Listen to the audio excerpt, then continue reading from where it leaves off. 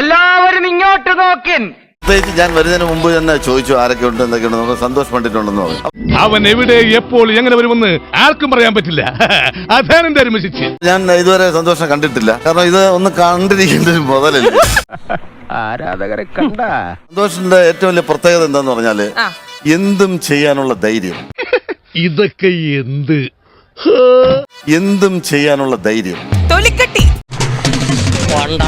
എന്തൊരു ചൊറിച്ചില്. തൊലിക്കട്ടി അത് ഞാൻ പറയില്ല. അതൊന്നും ഞാൻ പറയില്ല.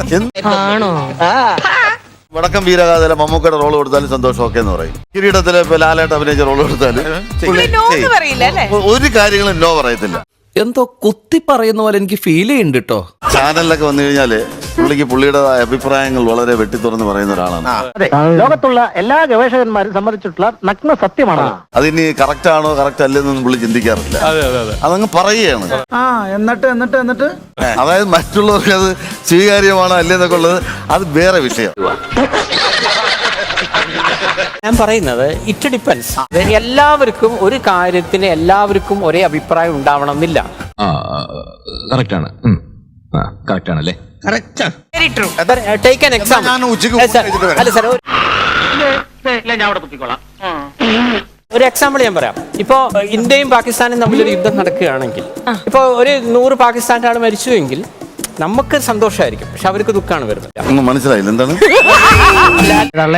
എന്റെ നാക്ക് ചൊറിഞ്ഞു വരുന്നുണ്ട് കേട്ടോ. കുത്തിയെന്നുണ്ടല്ലോ. 10 മണിക്കൊരു സ്കൂളിൽ ബെല്ലടിക്കുകയാണെങ്കിൽ ആ ടീച്ചറെ സംബന്ധിച്ചിടത്തോളം ടീച്ചർ ഇന്ന് എന്റെ ഒരു ദിവസം തുടങ്ങി എന്ന് പറഞ്ഞ് ഹാപ്പി ആയിട്ട് വരും. 10 മണിക്ക് അടിച്ച് കഴിഞ്ഞാൽ പിന്നെ 11 മണിക്ക് അടിക്കുള്ളൂ അല്ലേ? തൊലിക്കല്ലേ എന്ന് ഒരു ടീച്ചർ ഹാപ്പിയാണ്, പക്ഷെ ഒരു കുട്ടികളുടെ പെർസെപ്ഷനിൽ നാശം. ഒറ്റ ഷോക്കടി തീരാൻ എന്ത് ചെയ്യുന്ന കോമഡിയാണ്. കൊള്ളൂല്ലേ? പക്ഷെ ടീച്ചർക്ക് അത് ഹാപ്പിയാണ്. അവിടെ നടന്നിരിക്കുന്ന ബെല്ലടിക്കുക എന്ന് പറഞ്ഞ പ്രോസസ്സാണ്. 2 കസാര എടുത്തങ്ങ് പ്ലാവിന്റെ വീട്ടിലേക്ക് ഇട്ടാലോ? ചിരിക്കണം. എന്താ ഒരു വലിയ തമാശ പറഞ്ഞതല്ലേ? ചിരിക്കണമെങ്കിൽ ചിരിക്കാം. സർ, 1 മിനിറ്റ് സമയം തരൂ. അസഹിഷ്ണുത പാടില്ല. 4 മണിക്ക് ഒരുമാതിരി ചൊറിഞ്ഞു വരുന്നുണ്ട് നിന്റെ വർത്താനം കേട്ടിട്ട്. ഇത് ശരിക്കുള്ള മുടിയാണോ? ഇത് ശരിക്കുള്ള മുടിയാണോ? ഇത് ഈ ജന്മം ശരിയാവില്ല. കഷ്ടം. തൽക്കാലം ഇത്രയും മതി. വരട്ടെ.